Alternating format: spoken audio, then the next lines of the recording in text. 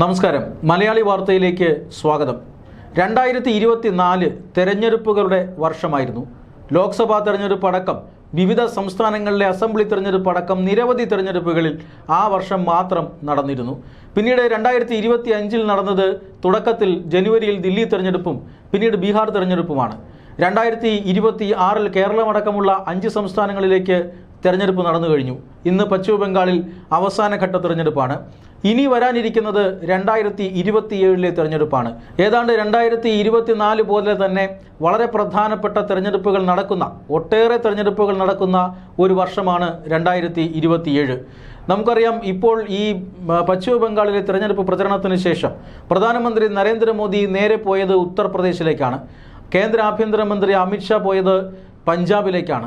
ഇതൊരു ഏറ്റവും പ്രധാനപ്പെട്ട വാർത്തയാണ്. കാരണം 2 സംസ്ഥാനങ്ങളിലും മാസങ്ങൾക്കകം തെരഞ്ഞെടുപ്പ് നടക്കാനിരിക്കുന്ന സംസ്ഥാനങ്ങളാണ്. BJP വലിയ തെരഞ്ഞെടുപ്പ് പ്രചരണമാണ് ബംഗാളിൽ നടത്തിയത്. അതിനുശേഷം വിശ്രമത്തിന് ഒട്ടും സമയം കൊടുക്കാതെയാണ് ഈ BJPയുടെ കേന്ദ്ര നേതാക്കൾ അടുത്ത് നിയമസഭാ തെരഞ്ഞെടുപ്പ് നടക്കുന്ന സംസ്ഥാനങ്ങളിലേക്ക് പോയത്. ഉത്തർപ്രദേശിൽ കഴിഞ്ഞ 10 വർഷമായി BJP തുടർച്ചയായി ഭരിക്കുകയാണ്.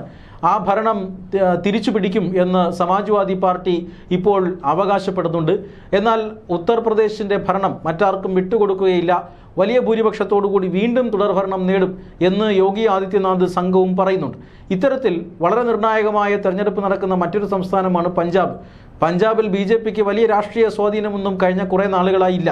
എന്നാൽ ആം ആദ്മി പാർട്ടിയിലുണ്ടായ ഭിന്നത, ആ ഭിന്നത കാരണം നിരവധി MLAമാർ BJPയിലേക്ക് വരുന്നു എന്ന രീതിയിലുള്ള അഭ്യൂഹം പരന്നിരിക്കുന്നു.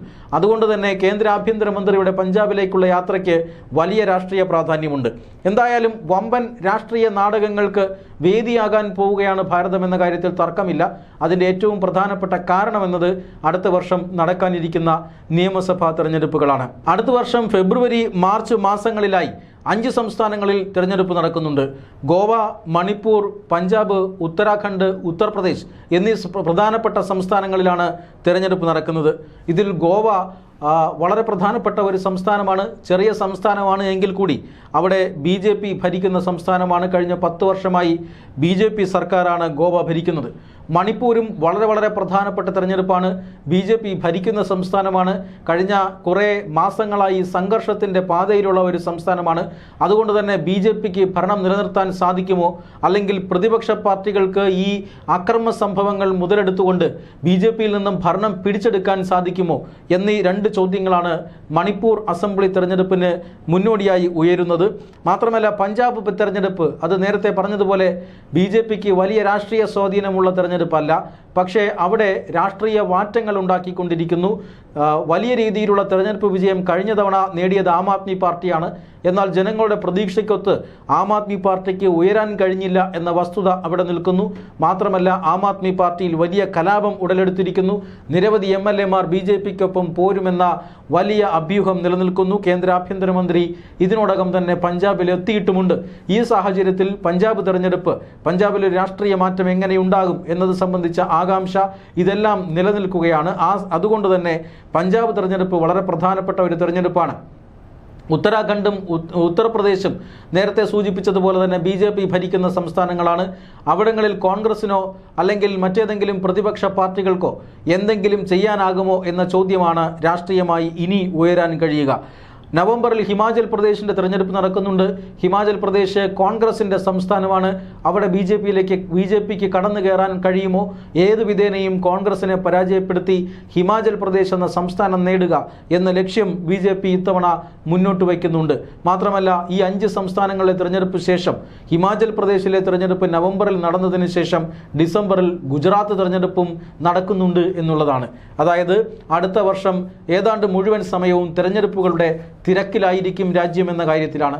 ഗുജറാത്ത് നമുക്കറിയാം, വലിയ ഒരു ഉരുക്ക് കോട്ടയാണ് BJPയെ സംബന്ധിച്ചിടത്തോളം.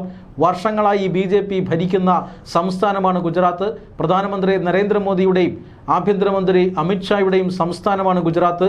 ആ ഗുജറാത്ത് കഴിഞ്ഞ കുറേ നാളുകളായി അല്ലെങ്കിൽ കുറേ വർഷങ്ങളായി BJPക്ക് എതിരില്ലാതെ ഭരിക്കുന്ന ഒരു സംസ്ഥാനം കൂടിയാണ്.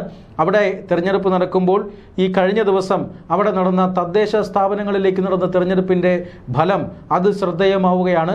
എല്ലാ തദ്ദേശ സ്ഥാപനങ്ങളിലും BJP ലീഡ് ചെയ്യുന്ന ഒരു കാഴ്ചയാണ് കഴിഞ്ഞ ദിവസം നമ്മൾ കണ്ടത്. അതുകൊണ്ട് തന്നെ ഗുജറാത്തിനെ സംബന്ധിച്ചിടത്തോളം BJPക്ക് ഭയപ്പെടാനൊന്നുമില്ല ഈ ഘട്ടത്തിൽ എന്നുള്ളതാണ് ഏറ്റവും പ്രധാനപ്പെട്ട കാര്യം. പക്ഷേ കോൺഗ്രസും ആം ആദ്മി പാർട്ടിയുമെല്ലാം എത്രത്തോളം അവിടെ നില മെച്ചപ്പെടുത്തുന്നു എന്ന ചോദ്യം ഏവരും ഉറ്റുനോക്കുകയാണ്. ഇങ്ങനെ വളരെ പ്രധാനപ്പെട്ട തെരഞ്ഞെടുപ്പുകൾ നടക്കുന്ന സമയമാണ് 2027. 2024 പോലെ തന്നെ തെരഞ്ഞെടുപ്പുകൾ കൊണ്ട് തിരക്കേറിയ ഒരു വർഷമാണ്.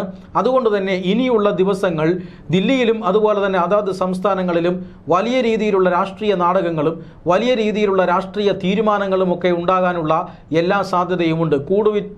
കൂടുമാറ്റം ഇപ്പോൾ ആം ആദ്മി പാർട്ടിയുടെ MP-മാർ BJPയിലേക്ക് പോകുന്നു, MLA-മാർ BJPയിലേക്ക് വരാനിരിക്കുന്നു. ഇങ്ങനെയുള്ള ധാരാളം സംഭവ വികാസങ്ങൾ അടുത്ത ഏതാനും മാസങ്ങളിൽ ഉണ്ടാകാൻ പോകുന്നു എന്നുള്ളതാണ്.